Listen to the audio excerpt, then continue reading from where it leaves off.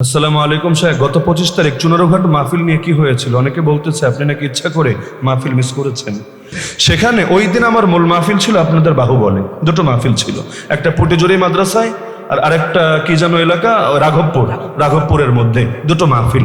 এর মধ্যে পুটিজুরিতে হলো বাদেশা বয়ান, রাঘবপুর হলো আখরি বয়ান। তো যেই মাহফিল নিয়ে প্রশ্ন করেছে চুনারুঘাটের, এই মাহফিলের সব উদ্যোগ এবং বক্তা দাওয়াত দেওয়া আগে কমপ্লিট। আমাকে যখন পোস্টার পাঠায় তখনই পোস্টারের মধ্যে সব বক্তার নাম লেখা আছে। আমাকে অনুরোধ জানিয়েছে যে যেহেতু আপনার কাছেই মাহফিল, বাহুবল আর চুনারুঘাট তো দূর না, তাহলে আপনি বাহুবল যেহেতু আসবেনই আর আমাদের মাহফিল দিনরাত মিলিয়ে একটা সময় দিয়ে যান, অল্প পারেন বেশি পারেন একটা সময় দিয়ে যান।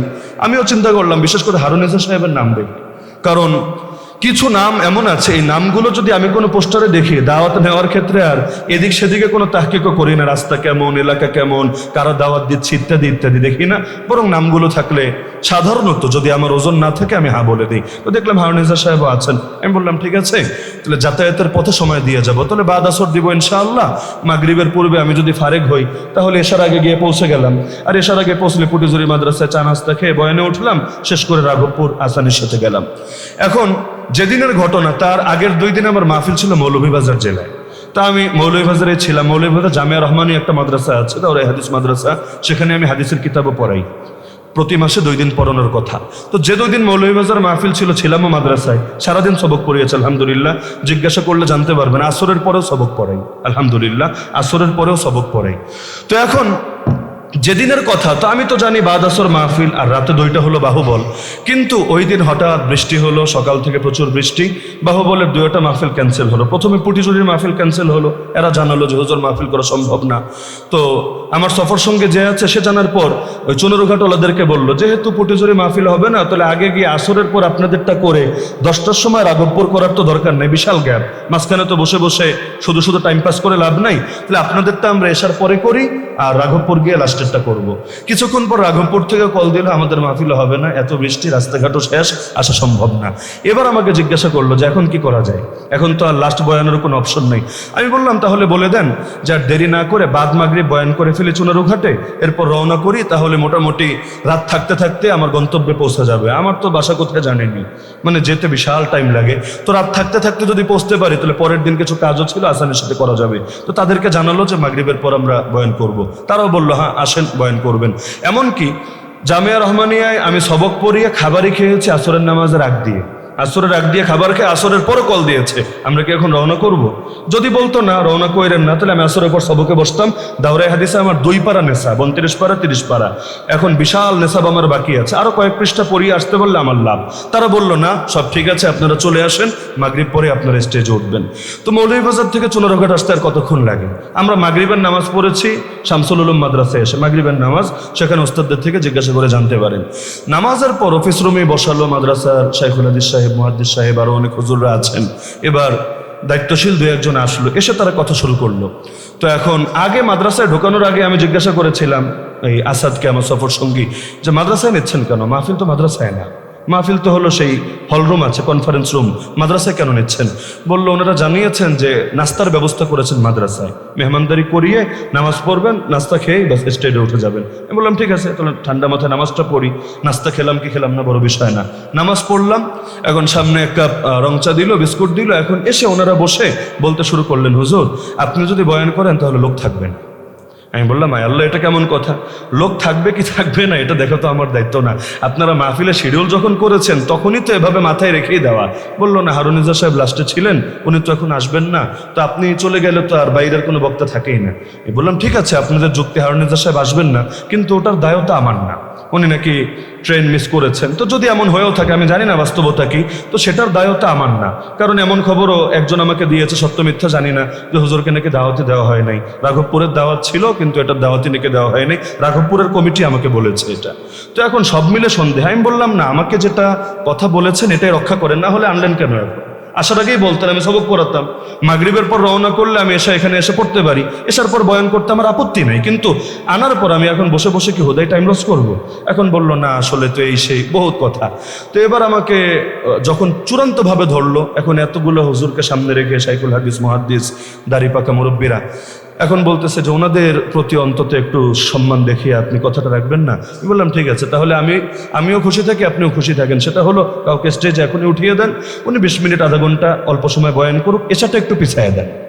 এসা আপনারা যেহেতু সেমিনারের হলরুমের মধ্যে করছেন, বাইরের মাইক বন্ধ রেখে চলতে থাক, আর তারপর এসার নামাজ হলরুমের মধ্যেই পড়বেন। এতে আধা ঘন্টা 1 ঘন্টা পিছিয়ে দিলে কোনো সমস্যা নেই, কারণ নামাজও কাজা হবে না, সেখানে তারা নামাজ পড়বে। আমার সাথে লাস্ট পর্যন্ত কথা ছিল এটা, কিন্তু পরবর্তীতে আমাকে মাদ্রাসার 2 তলায় নিয়ে গেল এক রুমে, আর ওদিকে ওনাকে উঠিয়ে দিল কামরুল ইসলাম অলিপুরি ভাই, স্থানীয় আমাদের অলিপুরি সাহেবের ছেলে, আমাদের বন্ধু মানুষ। ওনাকে উঠিয়ে দিল, উনি নাকি এসা পর্যন্ত বয়ান করবেন। ওদিকে এলানো হচ্ছে যে আমি এসার পরে বয়ানে উঠবো এবং আমার পরে আরেকজন শুধু দোয়া করে দিবেন, ব্যাস এভাবে। অথচ এটার ব্যাপারে আমার কোনো মত নেওয়া হয় নাই, আমি এটা জানিও না, কিন্তু ওদিকে এভাবে প্রচার করে দেওয়া হলো। আমার তবিয়ত এই লাইনে একটু মুশকিল, যে আমাকে এখানে এনে কেন বসিয়ে রাখবেন আপনি? হ্যাঁ, আপনার ওজোর থাকতে পারে, বুঝলাম, কিন্তু এটা আগে জানালে আমি সবক পড়াতে পারতাম, কিন্তু এখানে বসে আমি কি করব? একজন আসবে হাই হ্যালো করতে করতে, আর সবচাইতে বিরক্তিকর সেলফি তোলা, সবচাইতে বিরক্তিকর সেলফি তোলা না করলে, আরে হুজুরের দেখেছি অমুকের সাথে ছবি আছে, ছবি কে কোন ফাঁকে তোলে আমরা তো জানিও না, অমুকের সাথে আছে আমার সাথে তুললো না, এই হুজুরটা ভালো না। আবার যদি মানে হা বলি তাও সমস্যা, না বলি তাও সমস্যা, ধর্মীয় দৃষ্টিকোণও সমস্যা, আর বাস্তবিক দৃষ্টিকোণ থেকে আরো সমস্যা। আবার রুমের মধ্যে প্রচন্ড গরম, আমারও তখন প্রেশারের সমস্যা ছিল 2 দিন পর্যন্ত, এখনো হালকা পাতলা আছে। রুমের মধ্যে প্রচন্ড গরম, সব মিলিয়ে আমার ধৈর্য কুলাচ্ছিল না। ওদিকে আবার রাঘবপুররা জোরাজোরি করছে, হুজুর আপনার ওইখানে বয়ান শেষ করে আসতে হবে, খাওয়া দাওয়াটা আমাদের এখানে করতে হবে, মাহফিল তো হয় নাই, কিন্তু খাবার এখানে রান্না হয়ে গিয়েছে, খাবারটা খাবেন, আমরা একটু দোয়া নিব, এরপর আপনি চলে যাবেন। তো ওদের সাথে আমার কয়েক বছরের মহব্বত, ওই এলাকায় আমি কয়েক বছর থেকে মাহফিল করি। তো এখন আবার যদি এখানে বয়ানে উঠি দেরিতে, আবার উল্টা রাঘবপুর গিয়ে খাওয়া দাওয়া করে আমি ঢাকা যেতে চাই, সুবহানাল্লাহ, তাইলে তো আমার ফজর নামাজ মাঝপথেই পড়া লাগবে। আর মাঝে মধ্যে ব্রাহ্মণবাড়িয়া বিশ্ব রোডের ভৈরবে এমন জ্যাম পড়ে, রাত মোটামুটি এখানেই কাটবে। তো আমি এদেরকে বললাম তাহলে এক কাজ করি, ওদের টাইম লস না করে রাঘবপুর যাই, রাঘবপুর গিয়ে সেখানে নাস্তা করি, নাস্তা করে তারপর কি করা যায় পরেরটা পরে দেখি। তো এখন ওই সময় এখান থেকে বের হয়ে আসলাম। বের হওয়ার সময়ও কমিটির কারোর সাথে আমার দেখা হয়নি, এবং কেউ আমার এটা জিজ্ঞাসাও করে নাই যে হুজুর আপনি আসবেন কি না, বা কখন আসবেন, কয়টার সময় আসবেন, কোনো কথা হয় নাই। মাদ্রাসার উস্তাদরা ছিলেন, নাজিম সাহেব আমরা জিজ্ঞাসা করলেন হুজুর কই যান, বললাম বাহুবল যেখানে দাওয়াত ছিল সেখানেই যাচ্ছি, তো যাই খাওয়া দাওয়া করি, ব্যাস এভাবে বের হয়ে আসলাম। এখন এদিকে আসার পরে এরাও ধরলো যে হুজুর মাহফিল তো হয় নাই, আমরা কয়েকজন রুমে আছি, একটু কথাবার্তা বলি বা একটু নসিহত করেন। তো রাঘবপুর নাস্তা করতে করতে নসিহত করতে করতে ওদিক থেকে বারবার মেসেজ দিচ্ছে মাহফিল তো শেষ হয়ে যাচ্ছে, আপনারা কোথায়, জলদি আসতে হবে, এই সেই। আমি বললাম তাইলে বলেন যে শেষই করে দেখ, যেহেতু এদেরও আর এত তাড়াতাড়ি যাওয়া সম্ভব না চুনারুঘাট, তাহলে ঠিক আছে না করে দেন, তারা শেষ করে ফেলুক। শেষ হয়ে গেল, সব স্বাভাবিক। এরপর দেখি কমিটিও চুপ, আমিও চুপ, মাঝখানে কোন কোন ছেলে পেলে যুদ্ধ লাগিয়ে দিয়েছে, আমি নাকি ওয়াদা দিয়ে ওয়াদা রাখি নাই, আমি নাকি গাদ্দারি করেছি, আমি নাকি প্রতারণা করেছি, বহুত রকম কথাবার্তা।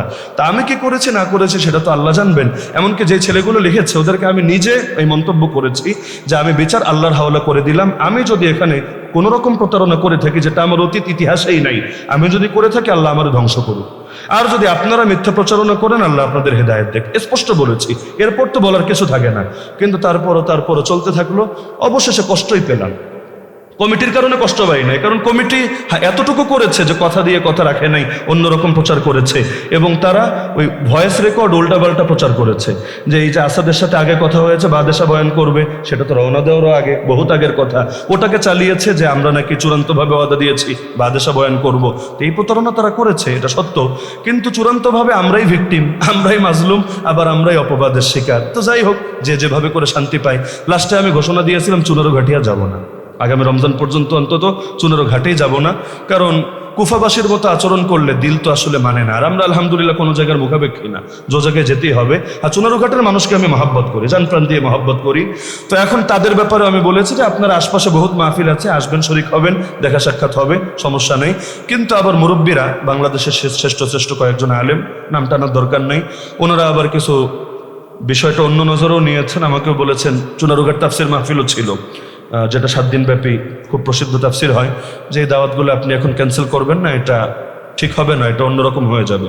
অবশেষে আমি বললাম যে আপনারা যদি বলেন তাহলে মুরব্বীর রূপে কথা বলার মতো হিম্মত এবং যোগ্যতা আমার নাই, তবে আমার দিলে কষ্টটা থাকবে আর কি। এই তো প্রশ্ন করেছেন বলে আমি বললাম, না হলে এরকম সাফাই গাওয়া বা জবাবদিহি কৈফিয়ত করা এটা আসলে আমার তবিয়তে পছন্দ না। তো সবাই দুরূদ শরীফ পাঠ করি। এক ভাই জেলে আছেন, তার পক্ষ থেকে 100 টাকা দেওয়া হয়েছে। আমরা দোয়া করি আল্লাহ রাব্বুল আলামিন এই ভাইকে অতি দ্রুত মুক্তির ব্যবস্থা করুন।